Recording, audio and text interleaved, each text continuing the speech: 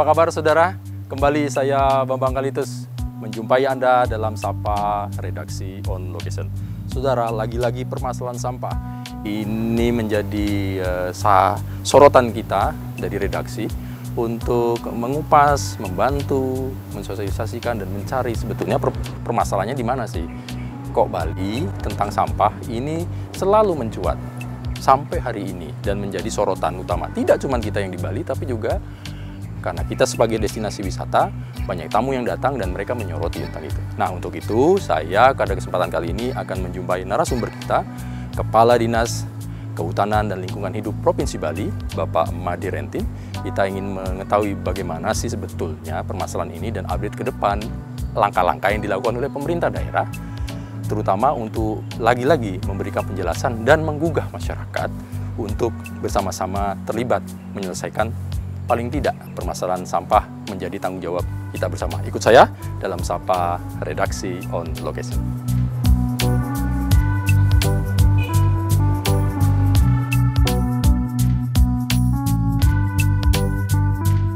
Ini halaman Dinas Lingkungan Hidup, di samping asri bibit-bibit tanaman itu banyak. Nanti kalau mau request bibit mana aja silakan dengan senang hati. Kita ke arah sana, Mas. Sekalian nanti lihat ada beberapa aplikasi, satu Tebo Modern, yang kedua ada box berfungsi sebagai tong edan untuk sisa-sisa makanan, food waste dia. Ya.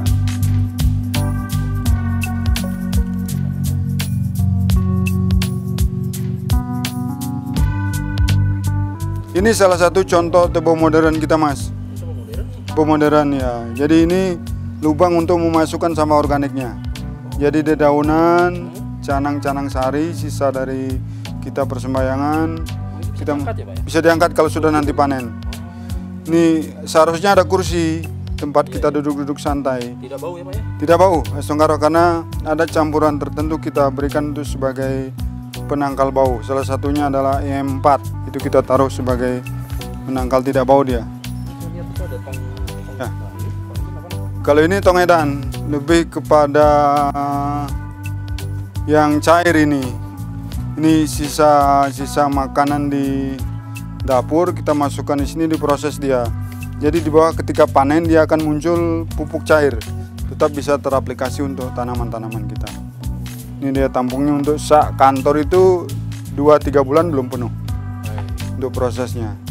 Kalau Tebo Modern untuk sampah organik berupa dedaunan, canang dan lain sebagainya.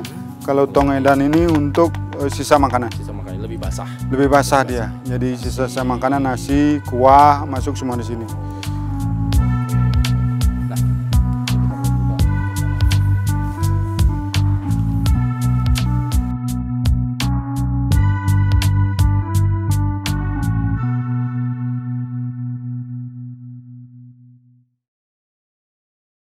Mari, Mas Bambang.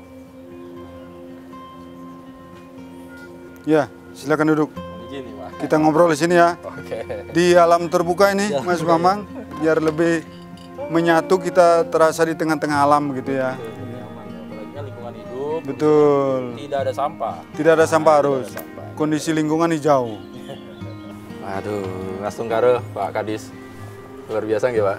Ketemu lagi, Ketemu Mas lagi. Bambang. Memang, aduh, sudah lama saya mencari Pak Kadis ini. Terakhir kita ketemu di Bumi Bangli kalau tidak salah. Bangli ya, itu hampir 1 tahun yang lalu. Saat itu saya masih penjabat sementara Bupati Bangli. Oh, siap. Saat itu kita bicara konteks Bangli seperti apa, termasuk memitigasi Jelang pilkada itu ya? jelang pilkada. Ya, betul. Karena saat itu kan Pak Bupati dengan Wakil Bupati sedang cuti di luar tengah negara. Jadi Pak Rentin yang ditugaskan. ditugaskan oleh Pak Gubernur. Dan sekarang, saudara, saya bersama dengan Bapak Made Rentin selaku Kepala Dinas Kehutanan dan Lingkungan Hidup Provinsi Bali. Gitu nggak Pak? Betul sekali Mas Bambang. Selamat tuh Pak Kadis. Terima kasih banyak. Mengemban tugas baru ini.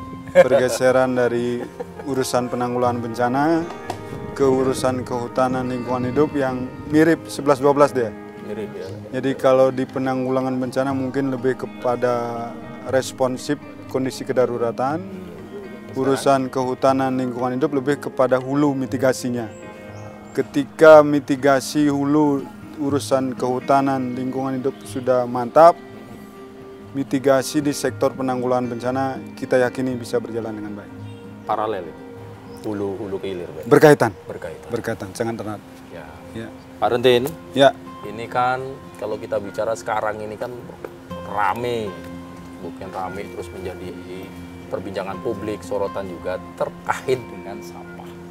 Pengelolaan sampah. Pengelolaan sampah. Tapi berawal dari itu, terlebih kita ini Bali ini kan wajahnya karena pariwisata, Betul. wajahnya tercoreng lah dalam tanda kutip karena ada sampah-sampah. Berapa bulan lagi kita mengamati itu ya Pak. Ya betul. Dan ini menjadi hal yang kalau kita melihat juga Bapak Gubernur pun menjadi prioritas sebetulnya. Prioritas utama. Prioritas utama malah Betul. untuk menyelesaikan masalah sampah. Dan itu tadi sorotan publik juga sangat luar biasa.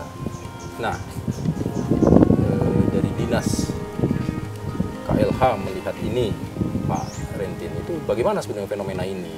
Bagaimana kacamata dari pemerintah daerah terkait dengan permasalahan sampah yang sekarang ini secara umum lah Pak ya, menjadi sorotan publik, bukan cuma yang penduduknya loh Pak, Ya. pendatang pun, karena memang kita tidak sebuah keniscayaan Bali pasti akan banyak pendatang, tamu-tamu, turis-turis bahkan. Ya. Gimana Pak Rentin melihat ini? Iya. Bapak Gubernur menetapkan 3 program sebagai PSPM. PSPM itu adalah program super prioritas mendesak. Ada 3, pertama permasalahan sampah, kedua kemacetan, ketiga tentang turis mancanegara yang beberapa kali ditemukan nakal dan berulah di Bali.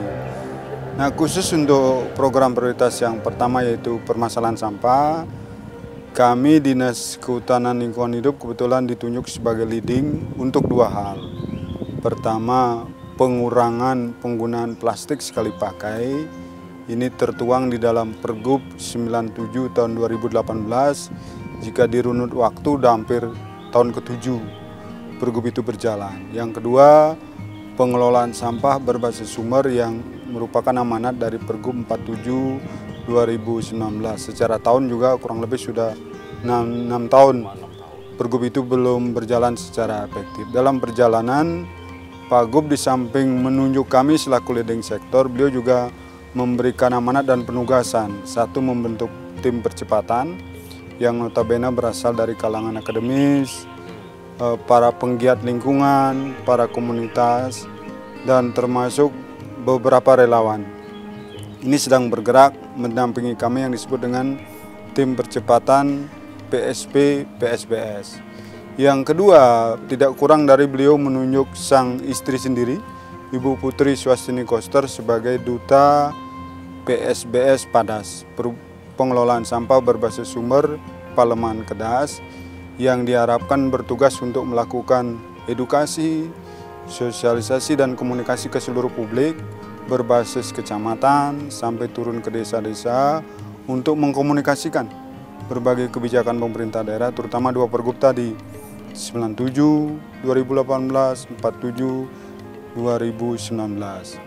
Terhadap kondisi yang ada sekarang, sesungguhnya ini merubah mindset dan perilaku masyarakat, perilaku kita semua.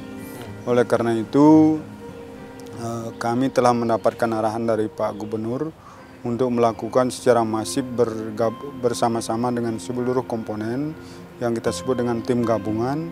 Ada tim percepatan, termasuk berbagai unsur yang tergabung di dalam tim percepatan kita untuk secara masif turun ke masyarakat berbasis desa, kelurahan, dan desa adat untuk bersama-sama kita mengkomunikasikan bagaimana upaya-upaya yang dilakukan di dalam percepatan mewujudkan Bali bersih dari sampah itu sendiri, mulai dari Pak Gubernur mengeluarkan kebijakan untuk implementasi Pergub 97 2018, betul-betul melarang penggunaan plastik sekali pakai, diantaranya ada tas kresek, kemudian sedotan plastik, styrofoam, dan ada tambahan lagi 1, AMDK, air minum dalam kemasan.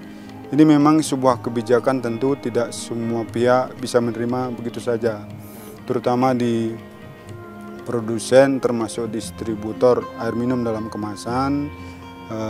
beberapa kali diundang untuk bersama-sama kita mengamankan kebijakan Pak Gubernur yang walaupun pada akhirnya di antara 27 sampai 28 produsen semula ada beberapa yang sempat menolak begitu Mas Bambang.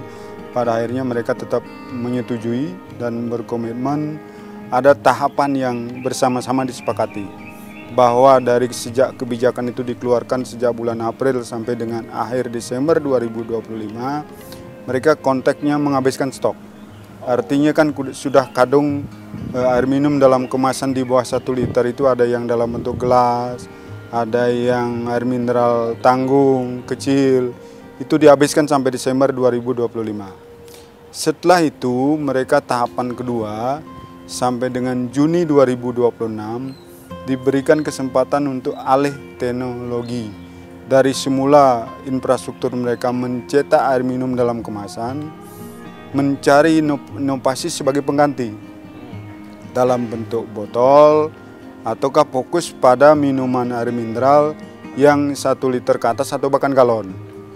Kita di pemerintah daerah dalam menyikapi kebijakan pelarangan air minum dalam kemasan itu, kita mewajibkan seluruh komponen pemerintah daerah dari provinsi, kabupaten kota seluruh Bali, bahkan seluruh kantor-kantor pemerintah dan swasta termasuk di sektor pendidikan, mulai dari TK, pendidikan anak usia dini, SD, SMP, SMA, sampai perguruan tinggi. Mulai sekarang kita sudah membiasakan penggunaan tumbler.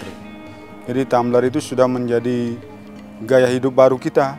Bahkan dalam setiap rapat, kita tidak pernah menyediakan lagi air minum dalam kemasan. Karena kita sudah membiasakan diri dengan penggunaan tumbler yang sudah menjadi gaya hidup kita. Nah, kalau melihat kemudian efektif nggak itu Pak Rentin mulai April kemarin itu?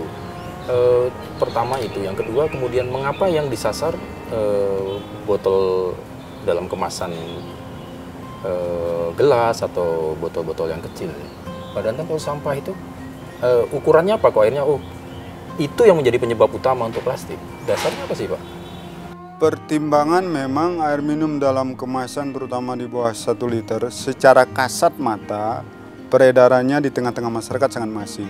Terutama kalau kita lihat kebiasaan masyarakat kita ketika berkegiatan, ada event-event tertentu, ibadah termasuk kegiatan keagamaan, adat budaya lain sebagainya, kadang terlalu dimudahkan dengan penggunaan air mineral, baik itu gelas, botol kecil, botol tanggung, dan lain sebagainya.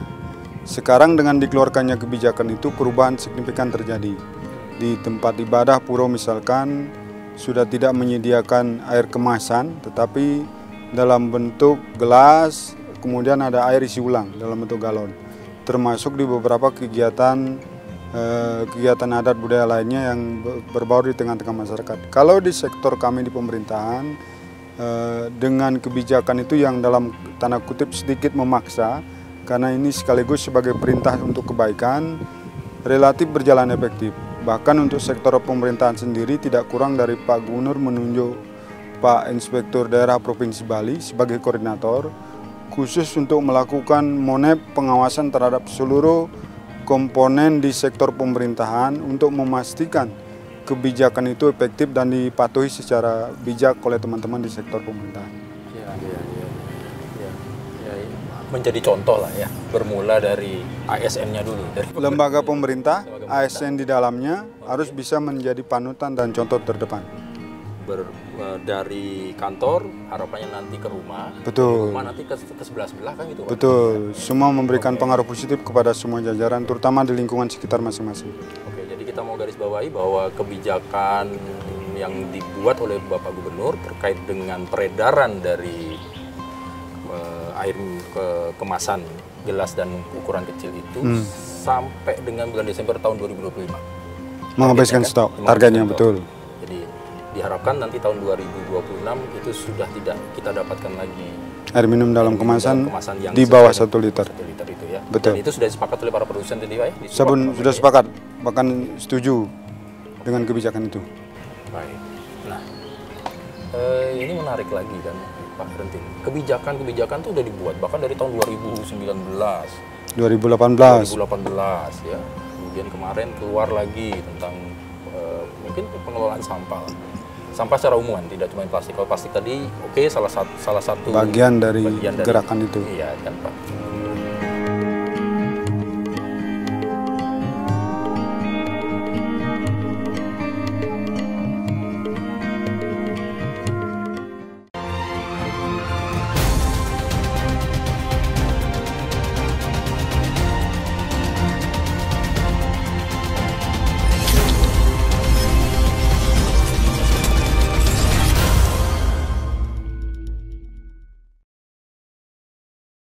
Kebijakan dibuat, tapi kenapa permasalahan sampah di luar dari sampah plastik terlebih ini masih juga sampai hari ini Pak Pentin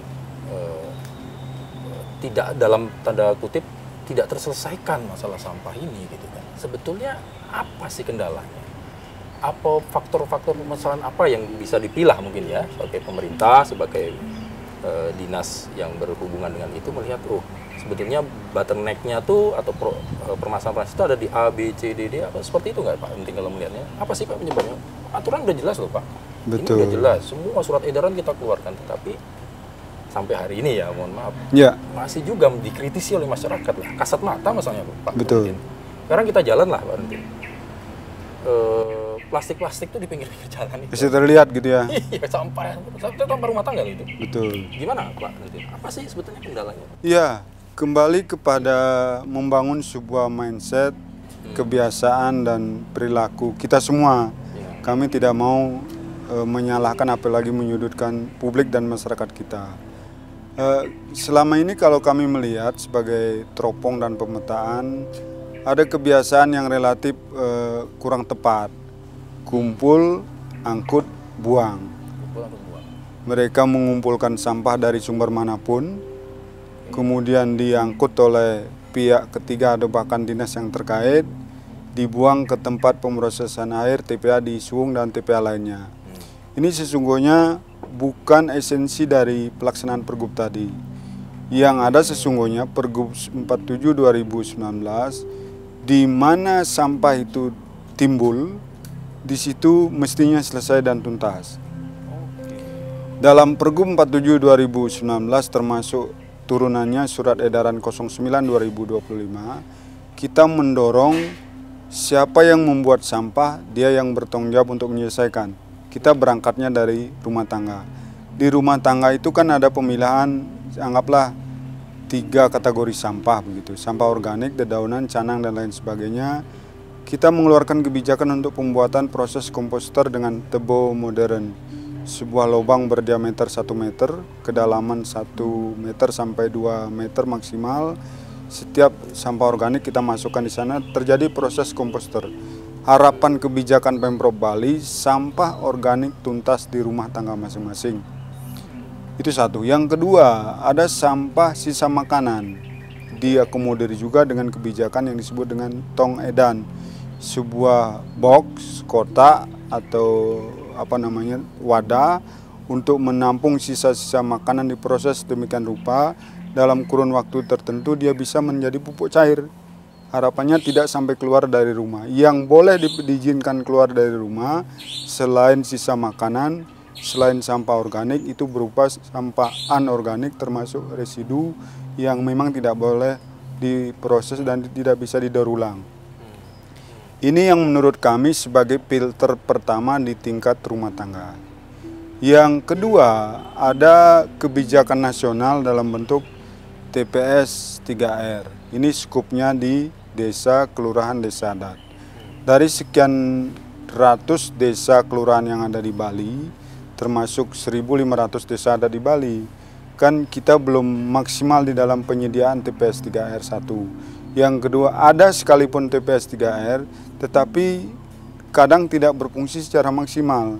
Dalam catatan data kami di DKLA ada 294 TPS 3R, lebih dari 90%-nya tidak berfungsi maksimal. Itu tersebar di Bali? Tersebar hampir di seluruh kabupaten kota di seluruh Bali. Permasalahannya klasik, tidak didukung oleh penganggaran di desa, permasalahan SDM, permasalahan manajemen tata kelola dan lain sebagainya. Ke depan dengan kebijakan yang sedang diambil oleh pemerintah Provinsi Bali, salah satunya yang kita sasar adalah bagaimana memfungsikan kembali, mengoptimalkan kembali peran dan fungsi dari TPS 3R untuk sebagai filter kedua.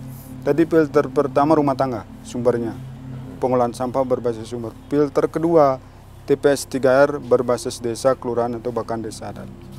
Oke. Balik ke Pak Rentin ya, tadi ke penyelesaian di sumber, berarti kita bicara yang rumah tangga dulu nih. Betul. Rumah tangga kan berarti tadi ada konsep kita membuat tebe modern. Tebe modern. Dengan konsep 1 meter, ke bawah 1 meter. 1,5 sampai 2 meter. 1,5 sampai 2 meter, itu kan untuk organik lah ya Pak ya. Organik. Daun, terus kalau yang sisa makanan tadi masuk kemana? Ke tebe juga atau tempat lain? Bisa dia dikombin, karena tadi di rumah tangga itu ada dua pola untuk komposter. Satu tebe modern untuk sampah dedaunan organik, yang stong edan tadi itu untuk menampung sisa makanan. Dia akan berubah menjadi pupuk cair yang bermanfaat juga untuk tanaman. Ketika yang tebe modern bisa menjadi kompos padat, pupuk padat untuk tanaman juga. Tong edan yang mengumpulkan seluruh sisa makanan, dia akan bisa berubah menjadi pupuk dalam bentuk cair, karena dia lebih dominan cairan ada di sana. Pak Rentin, ini kan ada dikritisi oleh masyarakat terkait konsep tebe modern ini. Satu mengenai lahan, katanya nih, kalau lahan kita di desa, lahan kita sedikit di kampung, karena tempatnya ada, memungkinkan untuk itu. Betul. Tapi kalau kita yang di kota nih, di pasar atau yang segala macam, tempat aja sudah nggak ada, semua udah dibeton. Betul. Nah itu kan satu, mereka meneliti bagaimana kami harus membuat, itu kan kami nggak bisa, katanya. Tapi saya nggak tahu nanti Pak Rentin ada itu. Kemudian kalau sudah dimasukkan di konsep di tebe, kan proses komposit itu kan butuh waktu nih Pak. 2 sampai 3 bulan. Nah 2 sampai 3 bulan. Itu ininya bagaimana mereka itu? Ditutup kemudian kalau penuh kan harus ditunggu nih Pak. Ya. Menunggu 3 bulan, 4 bulan itu kan cukup waktu. Sementara sampah ini produksinya setiap hari. Betul. Berarti kan harus punya 2 titik atau ini. Itu kan yang dikritisi oleh masyarakat. Sedangkan kota buat satu aja nggak mungkin kan begitu ya. Itu. Ada metode lain Pak untuk menjawab masyarakat atau gimana? Iya. Ya. Inovasi tebe modern memang harus menyesuaikan dengan karakteristik daerah masing-masing. Tidak bisa dan tidak boleh kita samakan antara pengolahan sampah di desa dengan yang hiruk-pikuk di perkotaan. Tadi saya baru dipanggil oleh Pak Gubernur, salah satunya untuk kita bisa memilah dan memetakan bagaimana kita bisa mendorong pengolahan sampah di tingkat desa, dorong dengan tebe modern termasuk tong edan untuk sampah organik dan sisa makanan, dan mencari inovasi-inovasi lain selain proses tebe modern dan tong edan itu untuk di tingkat kota. Maka solusi untuk tingkat kota adalah tetap berusaha mencari 1 kali 1 meter dan kedalaman 2 meter untuk tebe modern. Banyak lahan yang sempit, contoh beberapa desa di Gianyar, Cemengon salah satunya, dia sebagai inisiator untuk pembuatan tebe modern, bahkan tebe modern itu diaplikasikan di gang-gang jalan masuk. Jadi konotasinya ketika konteks prediksi kita dalam beberapa hari, satu tebe modern itu sudah penuh oleh sampah organik, bisa terduplikasi tidak hanya 1, 2, 3 bahkan lebih dari 3 tong tebe modern di setiap rumah. Oleh karena itu butuh waktu dalam proses dia menjadi kompos atau pupuk yang bisa diaplikasikan ke tanaman. Solusi berikutnya sebagai step kedua tadi saya tawarkan adalah TPS 3R yang basisnya desa, kelurahan dan bahkan desa adat. Ini pun tidak jalan, ada filter ketiga, TPST, tempat pembuangan terpadu. Ini konotasinya berbentuk sebuah sudah basisnya daerah yang lebih luas. Seperti di Kota Denpasar ada 2 TPST, dalam tanda kutip tidak berjalan secara optimal. Tentu lagi-lagi masalah klasik, berbagai kelemahan dan kekurangan yang dihadapi, termasuk permasalahan penganggaran, manajemen, tata kelola dan SDM yang mengelolanya. Itu menyadari kita ya Pak ya? Kita menyadari. Oke, itu. Kita menyadari. Itu ya. Betul. Kita harus ke depan harus memperbaiki itu, mengurai itu, bagaimana permasalahan dari sisi dukungan penganggaran, di sisi manajemen tata kelolanya, termasuk SDM yang ada di dalamnya. Walaupun terakhir secara aturan TPA itu, tempat pemrosesan air itu, masih bisa dan dapat mengakomodir sampah residu saja. Sampah residu. Betul. Baik. Jadi memang kalau mungkin lebih gencar sosialisasi nih Pak Rentin ya. Harusnya Ya, sampai ke rumah tangga ini. tingkat bawah. Sampai tingkat bawah, dan mungkin tingkat paling kecil itu ya Banjar atau kalau memang mungkin tadi rumah tidak memiliki, mungkin kan jalan tadi sepertinya Pak. Bisa dimanfaatkan. Bisa dimanfaatkan. Itu kan harus kesepakatan. Gang, lorong dan lain ya, sebagainya, ya. betul. Ya, mungkin ya ini harus salah satu upaya, mungkin nanti harus lebih gencar turun ke bawah. Kalau kita Betul. lihat masyarakat itu masih itu tadi kan banyak pertanyaan. Betul. Ini solusinya apa? Dia nggak tahu kan Pak. Seakan-akan kok pemerintah ini cuma nyuruh-nyuruh aja. Kami masyarakatnya tidak dilayani dan lain-lain. Iya, betul. Tapi kalau sebetulnya Pak, kalau dalam upaya pelayanan dari pemerintah, sebetulnya masalah sampah itu bagian dari tugas dia nggak sih Pak? Nanti? Jika merunut pada Undang-Undang 18 2008, pengelolaan sampah memang tugas pemerintah dan pemerintah daerah. Cuman konteks di dalam pembagian urusan pemerintahan yang didelegasikan kepada pemerintah daerah oleh pemerintah pusat, pengelolaan sampah menjadi urusan pemerintahan di kabupaten kota seluruh Indonesia, termasuk kita di Provinsi Bali. Nah, muncul pertanyaan besar, kenapa pemerintah Provinsi Bali ngurusi dalam tanda kutip TPA di Suwung itu? Kami harus flashback ke 2012. Di sana ada perpres dikeluarkan yang menetapkan TPA Suwung berstatus sebagai TPA regional. Karena mengakomodir lebih dari satu daerah. Awal itu disebut regional Sarbagita, Denpasar, Gianyar, Tabanan dan Badung. Walaupun di dalam perjalanan Tabanan dengan Gianyar bisa mandiri sampai sekarang, tinggal dua daerah yang mensupport di TPA Suwung, yaitu Denpasar dan Kabupaten Badung.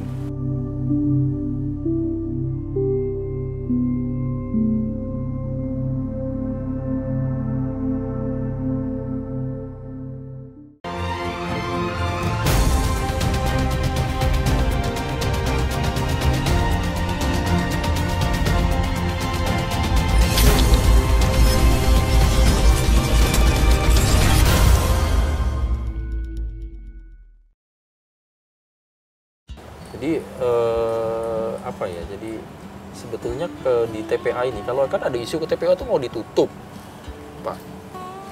Ditutup ini pengertiannya, kalau kita lihat tadi sebetulnya dia masih bisa menampung untuk yang residu saja. Kalau kita mengacu dari surat edaran yang terbaru ya Pak. Betul. Kan sebetulnya kan yang tidak boleh itu organik. Organik. Ya kan? Betul. Kalau residu itu masih tetap bisa kita terima. Gitu ya. Jadi sampai tahun Desember 2025. Betul. Itu adalah penutupan untuk organik Pak, atau seperti apa? Atau tutup sama sekali ini? Nah, mungkin penjelasan juga. Ya, kami perlu memberikan penjelasan secara detail berkaitan dengan proses timeline dalam penutupan TPA Sarbagita Suwung. Ada tahapan yang kami lewati setelah kami menerima keputusan Menteri Lingkungan Hidup tahun 921 tahun 2025 tentang paksaan pemerintah untuk penutupan TPA Suwung berstatus regional Sarbagita dari praktek open dumping. Open dumping itu dimaksudkan sebagai pembuangan sampah secara terbuka. Tidak ada treatment sama sekali. Itu yang di-stressing oleh pemerintah pusat melalui Kementerian Lingkungan Hidup. Menuju tahapan itu karena kami sejak 23 Mei 2025 diberi batas waktu hanya 180 hari. Itu jatuhnya di 23 Desember 2025. Menuju proses penutupan open dumpingnya, ada 3 tahapan yang kami lewati. Pertama, mulai dari awal Juli, setiap hari Rabu kita tutup untuk seluruh operasional. Jadi memberi kesempatan kepada petugas kami fokus melakukan penataan areal TPA. Memindahkan tumpukan sampah, meratakan tumpukan sampah, kemudian dipadatkan. Setelah yakin padat, baru ditumpuk dan diberikan tanah uruk. Ini disebut dengan sanitary landfill. Menutup seluruh atau sebagian tumpukan sampah untuk menghindari pencemaran lingkungan, ekses terhadap bau, termasuk sebaran lindi, berpengaruh terhadap kualitas udara, tanah dan lain sebagainya. Ini sudah rutin kita lakukan setiap hari Rabu. Sejak 1 Agustus 2025 muncul kebijakan sebagai langkah kedua. Tidak lagi menerima sampah organik masuk ke TPA Suwung. Apa dasar pertimbangan kebijakan itu tadi? Bahwa kita ingin mendorong 6 tahun loh perjalanan Pergub 47 2019 belum relatif berhasil di tengah-tengah masyarakat. Kebijakan ini sesungguhnya semata-mata ingin memberikan pressure kepada semua pihak, ya kami di pemerintah daerah, publik selaku masyarakat untuk bersama-sama.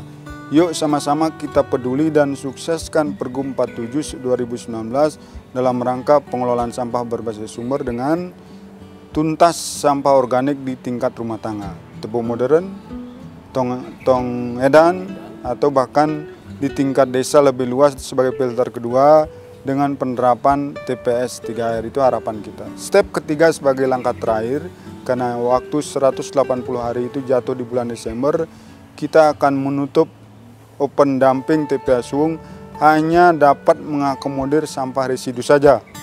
Yang organik, anorganik tidak bisa kita terima di TPA Suwung. Apa solusi dan bagaimana langkah berikutnya? Kita, Pak Gubernur bersama seluruh Bupati Wali Kota di Provinsi Bali mempersiapkan yang disebut dengan PISEL, pengelolaan sampah menjadi energi listrik. Oh, itu ke depannya. Jadi kita merujuk kemarin kan, pemberlakuannya 1 Agustus itu, Pak. Betul. Akhirnya kan ada gejolak di TPA. Jadi para swaklola ya, jadi mereka yang mendistribusikan sampah-sampah dari TP 3R atau dari TPST bawa ke pembuangan akhir. TPA. Betul. Kan akhirnya ada penolakan dalam tanda kutip awalnya untuk sampah-sampah organik. Betul. Kan ditolak tuh Pak ya. Terus sebetulnya permasalahannya apa sih Pak Entin? Kan padahal surat itu infonya kan sudah kita sampaikan. Sudah jauh-jauh hari juga disampaikan infonya kepada mereka, tapi kok seakan-akan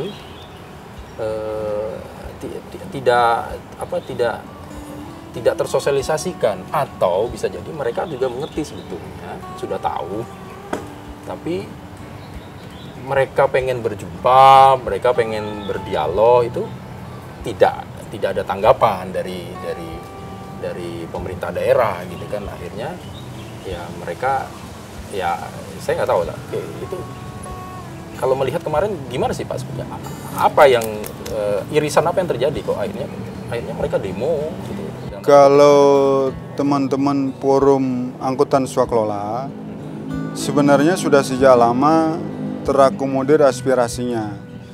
Saya sebelum sebagai kadis definitif di Kehutanan Lingkungan Hidup, kan saya sebagai PLT sejak 1 Desember 2024. Saat itu sudah forum swaklola sudah beberapa kali kita terima di kantor wali kota salah satunya untuk mereka menyampaikan aspirasinya tetap untuk proses pembuangan saat itu, proses pembuangan ke TPA Suwung, tetapi proses penambahan satu tanah uruk dengan sistem sanitary landfill tadi, tentu penambahan dukungan infrastruktur berupa peralatan alat berat yang beroperasi di TPA Suwung.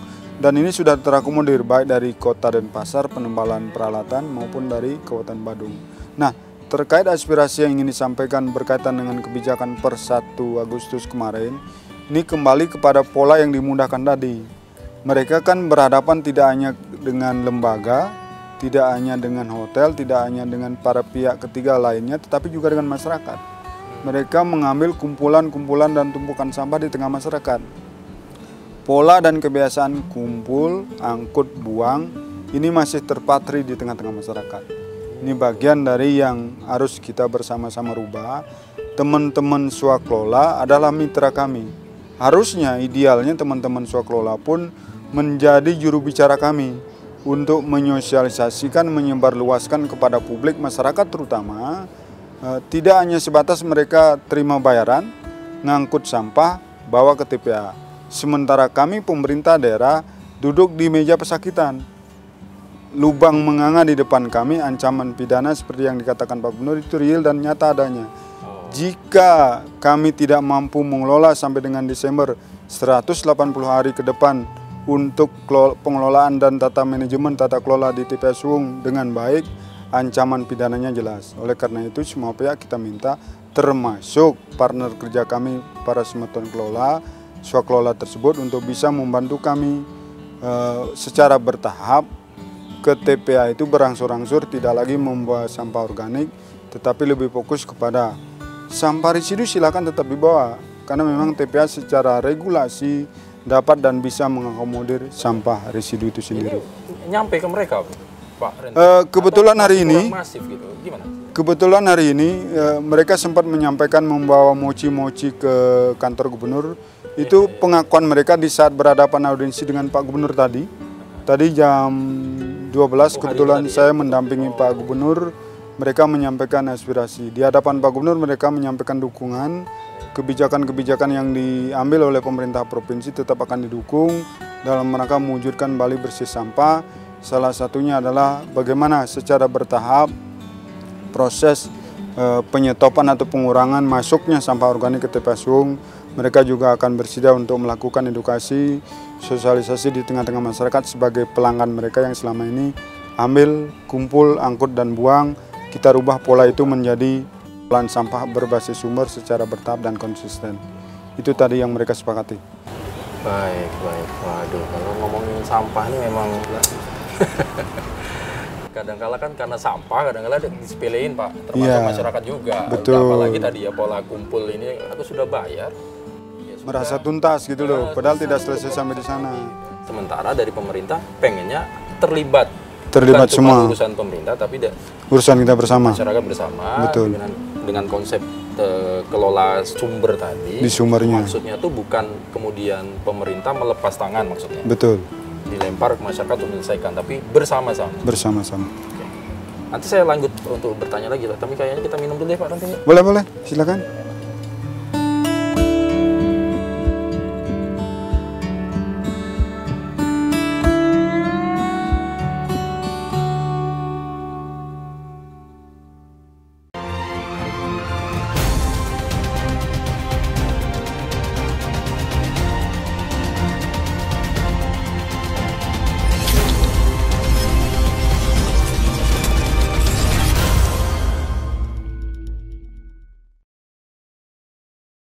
Oke, nah Pak Rentin tadi kan menyebutkan bahwa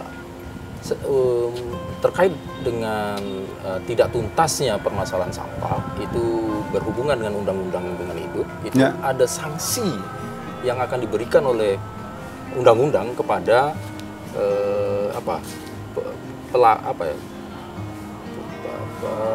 yang harus melakukan lah maksud saya. Betul. Itu ininya seperti apa sebetulnya kalau redaksionalnya seperti apa? Ya, jika kami flashback ke penghujung tahun 2024 di saat sehari setelah saya sebagai PLT Kepala Dinas Kehutanan Lingkungan Hidup, itu ada berita acara hasil pengawasan.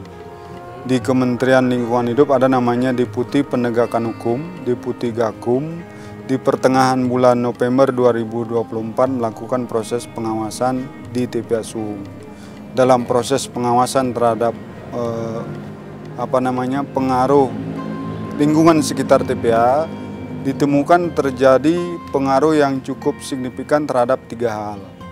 Pertama, terlihat terjadinya pencemar lingkungan akibat dari tumpukan sampah. Yang kedua, terjadi lindi atau cairan yang dikeluarkan oleh tumpukan sampah itu tidak terkelola dengan baik. Yang ketiga, beberapa tanaman mangrove di sekitar TPA mengalami mati. Jadi kematian itu yang ekses dari itu diduga, begitu bahasa berita acara pengawasannya, diduga diakibatkan pencemaran lindi yang dikeluarkan oleh tumpukan sampah di sekitar TPA Suung. Terhadap hal tersebut, kami beberapa pejabat baik yang mantan, saya akan menggantikan kepala dinas yang lama. Saya sebagai PLT termasuk beberapa jajaran kepala UPTD pengolahan sampah sampai dengan kepala bidang dan sekretaris beberapa kali dipanggil.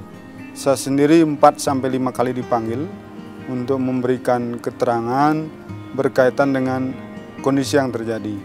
Karena sebagai pejabat baru tentu hanya sifatnya textbook, membaca apa yang dokumen-dokumen apa yang ada di Dinas Kehutanan Lingkungan Hidup berkaitan dengan tata kelola TPA Suwung. Tentu pihak dari Kementerian Lingkungan Hidup, dalam hal ini Deputi Penegakan Hukum, tetap mengejar dalam tanda kutip kami para pejabat sampai ke pengambil kebijakan tentang kebijakan-kebijakan apa yang memang diambil dalam beberapa rentetan tahun terakhir sampai dengan pengawasan itu dilakukan di November 2024. Dasarnya apa, Pak? Dasar akhirnya dia harus inspektorat lah bahasanya, dia harus melakukan klarifikasi atau pemanggilan, itu ada peraturan? Beberapa faktor tentu. Kalau berbicara regulasi, ada Undang-Undang 18 2008 yang menyatakan setiap orang yang terbukti secara sah dan meyakinkan melakukan pencemaran terhadap lingkungan diancam dengan ancaman pidana kurungan sekurang-kurangnya 6 tahun dengan denda maksimal 6 miliar, kurang lebih seperti itu. Dalam perjalanan kan kacamata tim dari Deputi Gakum Kementerian Lingkungan Hidup melihat terjadi pencemaran lingkungan terhadap 3 hal tadi. Dalam perjalanan, di samping kami diperiksa, dimintain keterangan, kami mengambil langkah-langkah sebagai rencana aksi daerah perbaikan tata kelola TPA Suwung yang berstatus Sarbagita berstatus regional. Salah satunya kami melakukan konservasi penanaman kembali mangrove-mangrove yang mati. Ketika di bulan Februari Maret kami menanam, kita sudah melihat hasil tumbuh bagusnya mangrove itu di kisaran bulan Juni Juli kemarin. Jadi kemarin temuan satu yang menyatakan mangrove-mangrove di sekitar TPA Suwung itu mati karena pengaruh cemaran dari air lindi. Diduga kita sudah buktikan ada perubahan. Kita lakukan penanaman kembali ribuan mangrove yang hidup dan bisa bertumbuh sebagai pengganti yang patut diduga mangrove mati karena pencemaran tadi. Yang kedua, terhadap IPAL, instalasi pengelolaan air limbah. Kita sedang dalam proses pemilihan rekanan. Jika selama ini memang IPAL tidak berfungsi untuk bisa mengolah air lindi yang keluar dari tumpukan sampah menjadi air yang ramah dan tidak membahayakan lingkungan, dengan kita kembali akan memfungsikan IPAL, harapannya Astungkare air limbah, air lindi yang terkumpul di kolam gubangan sekitar TPA Suwung bisa kita aplikasikan ke lingkungan dengan catatan memang sudah memenuhi baku mutu, tidak mencemari lingkungan. Termasuk tumpukan sampah yang disinyalir mencemari lingkungan, termasuk berpengaruh terhadap faktor kesehatan dan udara serta tanah. Dengan berbagai rangkaian kebijakan itulah harapan kami sebagai jawaban atas paksaan pemerintah. Karena kami sudah terima keputusan Menteri Lingkungan Hidup 921/2025, paksaan pemerintah untuk menghentikan praktek open dumping yang berlaku di TPA Sarbagita Suwung. Oke, jadi apa ya, surat edaran yang kemarin dikeluarkan itu sebetulnya itu tahapan dari itu menuju itu ya Pak? Karena kami di daerah harus menunjukkan itikat baik, tahapan secara jelas, timeline-nya terukur, kapan batas waktu, karena Kemenela memberi batas waktu tidak lebih dari 180 hari. Itu akan jatuh di tanggal 23 Desember 2025. Jadi ada sanksi yang tegas tadi. Betul. Dari undang-undang untuk setiap orang, kalau dalam hal ini mungkin tidak cuma lembaga tapi ya mungkin pemerintah juga bisa ya, pejabat juga bisa karena dianggap lalai dan tanda kutip karena urusan dengan pencemaran. Pencemaran ini penyebabnya adalah sampah. Sampah. Sampah jelaskan. Betul. Jadi keterkaitannya itu ya Pak? Betul sekali Mas Mamang. Artinya kemudian ini kalau ke depan terus kemudian apa yang menjadi ini kita ya, pemerintah ya, untuk segera nih supaya jalan, kemudian nanti Desember jelas, tidak ada polemik lagi, tidak ada lagi tanda kutip yang tidak tahu lagi, siapapun lah stakeholder yang terlibat Pak ya.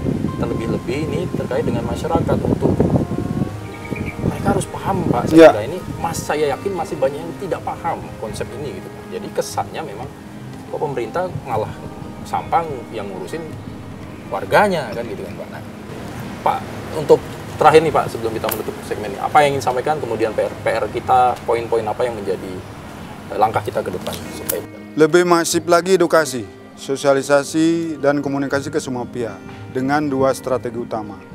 Strategi pertama, kebijakan di hulu, optimalkan penerapan 2 pergub tadi, Pergub 97/2018 pengurangan timbulan sampah plastik sekali pakai, kita sudah punya kebijakan larang stop produksi AMDK dan lain sebagainya. Tas kresek, sedotan plastik, styrofoam, sampai air minum dalam kemasan. Batas waktu kita sampai Desember 2025, setelah itu sudah ahli teknologi. Ini berdasarkan survei, terjadi penurunan yang cukup signifikan, bahkan sampai di atas 71%. Penurunan produksi itu dengan dikeluarkannya Pergub 97 2018. Yang kedua, di hulu lagi-lagi, penerapan secara tegas dan maksimal Pergub 47 2019, pengelolaan sampah berbasis sumber. Yuk mulai dari rumah tangga, kita berkomitmen bersama-sama sampah di tingkat rumah tangga, terutama organik, tuntas tidak keluar rumah. Itu kebijakan di hulu dengan dua payung besarnya. Yang kedua, kebijakan di hilir, dalam waktu tidak terlalu lama, Bali dengan seluruh kepala daerahnya Bapak Gubernur merangkul akan menerapkan teknologi yang disebut dengan WTE, Waste to Energy. Kalau di Indonesia kan PISL, pengelolaan sampah menjadi energi listrik. Kita berbagi tugas dan kewenangan. Pemerintah daerah yang kebetulan masuk di dalam PSN adalah Kota Denpasar. PSN itu program strategis nasional.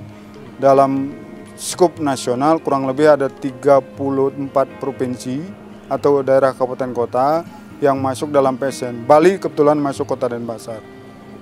Tugas kita daerah dua. Pertama, menentukan lokasi untuk diaplikasikannya PISL tadi.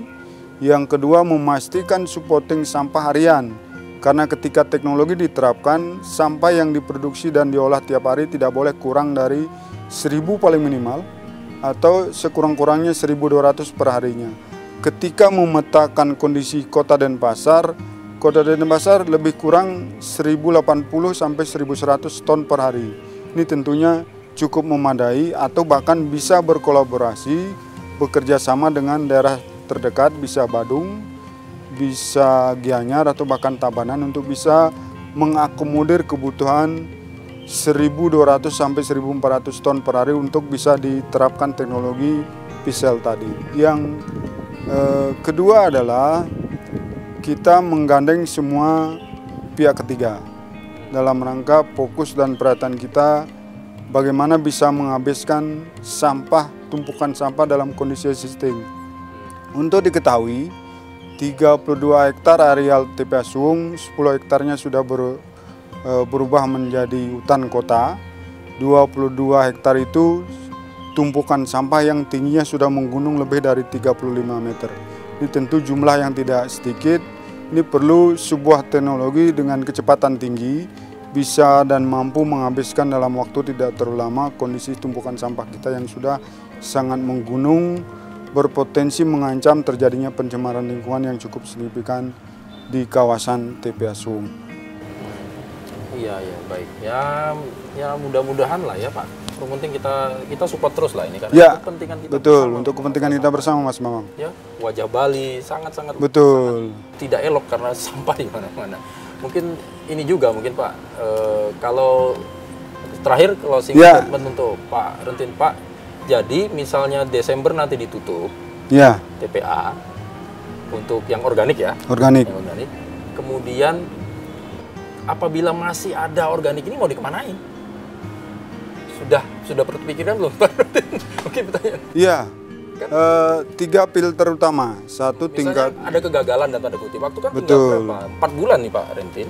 Ya. Untuk menyadarkan masyarakat ini saya kira butuh waktu yang tidak singkat. Gimana Pak Rentin? 3 alternatif strategi tadi tetap menggenjot di tingkat sumber di rumah tangga sendiri. Yang kedua kembali mengaktifkan dan mengoptimalkan peran dan fungsi TPS 3R. Yang ketiga peran TPST juga kita optimalkan. Ketika 3 langkah ini Astung Karo bisa, kami optimis dengan solidnya Pak Gubernur dengan seluruh jajaran kepala daerah se-Bali, karena kita One Island, One Management dan satu tata kelola ini Hingumi Bali, Astung Karo ke depan sampai dengan Desember, terutama PR kita untuk sampah organik bisa tuntas di tingkat sumber.